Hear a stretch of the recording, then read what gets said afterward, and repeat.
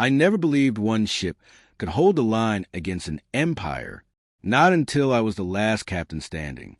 The void was quiet, too quiet.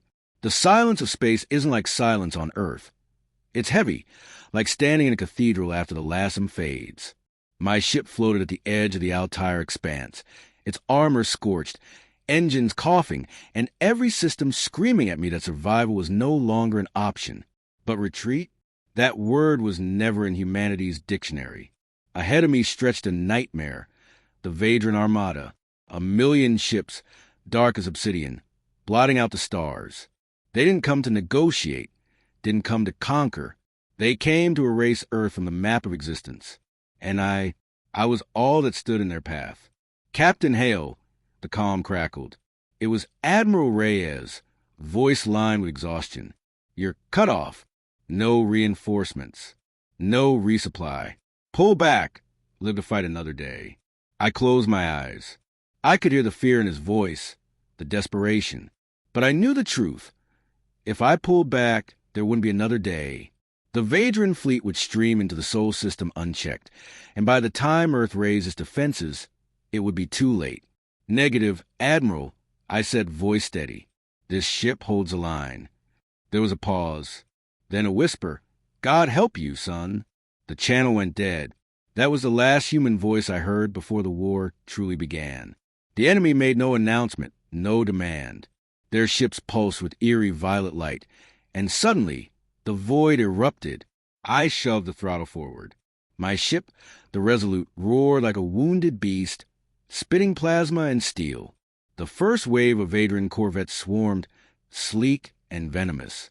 We danced. We bled. The Resolute wasn't the biggest ship in the fleet, but she was human-built, patched together from desperation, creativity, and just enough madness. Where other species built perfect machines, we built imperfect survivors. Every scar on our hull told a story of near death and stubborn defiance. And as the first Vadran ships exploded into shards of violet fire, I realized something. They didn't expect resistance. Not from one ship. Not from a human. Hours passed. Battles blurred together. My crew, my brave, reckless crew, fought like demons beside me. Then, one by one, their voices faded. Engineering went silent. Weapons deck gone. Life support failing. By the time the enemy's third wave withdrew, I was the only heartbeat left on the Resolute, alone in a steel coffin surrounded by ghosts. I should have broken then. Should have surrendered to the despair gnawing at the edges of my mind. But instead, I remembered Earth, the forest of home, the laughter of children in sunlit streets, the faces of those who believed in me. And I swore, to myself and to the stars, if this ship is to die, she will die screaming.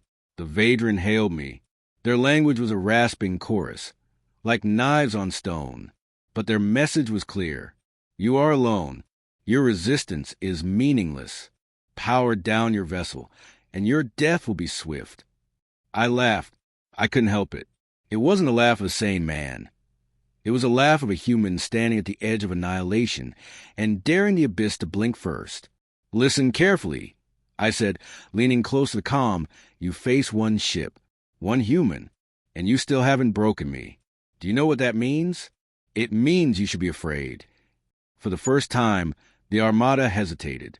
Here's the thing about humans. We don't win because we're stronger. We win because we're unpredictable. The Resolute systems were failing. True, but we had one weapon left the Vadran didn't understand. Chaos. I rerouted engines through damaged conduits, overloaded a reactor until it howled like a hurricane.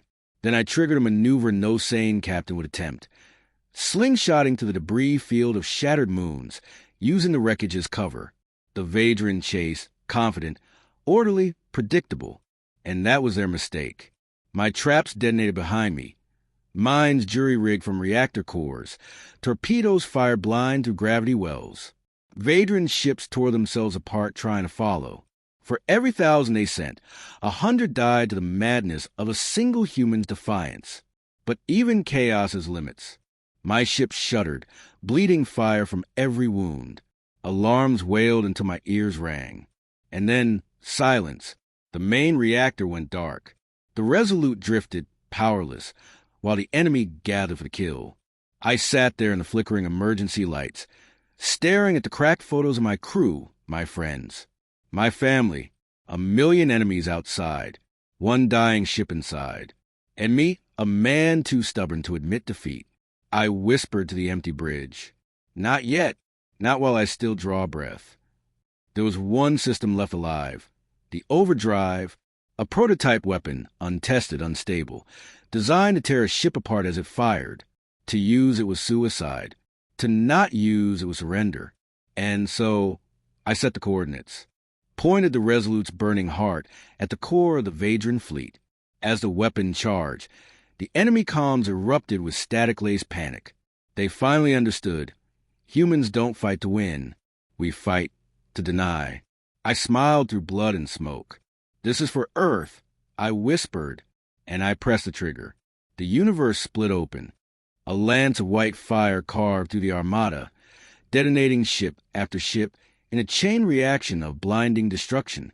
Shock waves rippled across the void, tearing formations apart, scattering the Vadran fleet like frightened animals.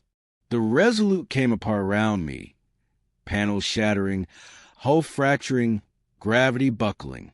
But I didn't care, because I had done the impossible. One ship against a million, and I broke them. I don't remember blacking out. Don't remember the wreckage swallowing me.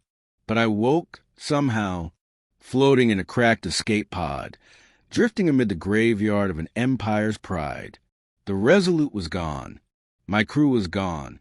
But the Vadran were gone, too. And I realized something chilling. I hadn't won, but I hadn't lost either. I had shown the galaxy something far more dangerous than victory. I had shown them what a single human could do when pushed beyond the edge. Closing line, the message. So let the Vadran send their millions. Let the stars burn with their rage. Because humanity does not surrender. Not now. Not ever.